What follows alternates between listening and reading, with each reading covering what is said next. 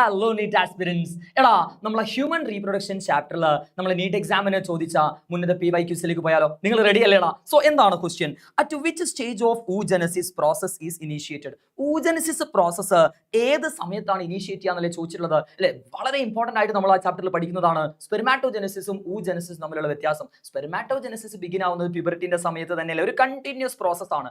But ovum formation oogenesis ഒരു discontinuous process ആണ്. അത് ഏത് സമയത്തെ ബിഗിൻ ആവുന്നുണ്ട്? ഫീറ്റൽ ലൈഫ് അല്ലെങ്കിൽ എംബ്രിയോണിക് സ്റ്റേജിലെ ബിഗിൻ ആവുന്നില്ലടാ. സോ അഡൾട്ട് എന്ന് പറയുമ്പോൾ തെറ്റാണ്. പ്യൂബർട്ടി എന്ന് പറയുമ്പോൾ അത് സ്പെർമാറ്റോജെനസിസ് ആണ്. എംബ്രിയോണിക് ഡെവലപ്മെന്റ് സ്റ്റേജ് അവിടെ കൊടുത്തിട്ടുണ്ട്. സോ നമുക്ക് ഓപ്ഷൻ ഏത് കൊടുക്കാം? 3 ഈസ് ദ റൈറ്റ് ആൻസർ. അവിടെ ഒരുപാട് ഡിഫറൻസ് അവിടെ നമ്മൾ പഠിക്കുന്നുണ്ടല്ലേ. മെയിൻ ആയിട്ട് സ്പെർമാറ്റോജെനസിന്റെ കേസ് പറയുകയാണെങ്കിൽ അവിടെ ഇമ്പോർട്ടന്റ് ആയിട്ട് മക്കൾ മനസ്സിലാക്കണം, ഒരു പ്രൈമറി സ്പെർമാറ്റോസൈറ്റ് നിന്ന് 4 സ്പെർമാറ്റോസോവ 4 സ്പേം ഉണ്ടാവുന്നുണ്ട്. പക്ഷെ ഒരു പ്രൈമറി oocyte നിന്ന് ഒരു ഓവം മാത്രമേ ഉണ്ടാവുന്നുള്ളൂ. സോ ആ കാര്യം കൂടി എന്റെ മക്കൾ നോട്ട് ചെയ്ത് വെക്കണം. സോ മറ്റൊരു ക്വസ്റ്റ്യനുമായിട്ട് നമുക്ക് കാണാം. ഓൾ ദി ബെസ്റ്റ് മക്കൾസ്. ബൈ.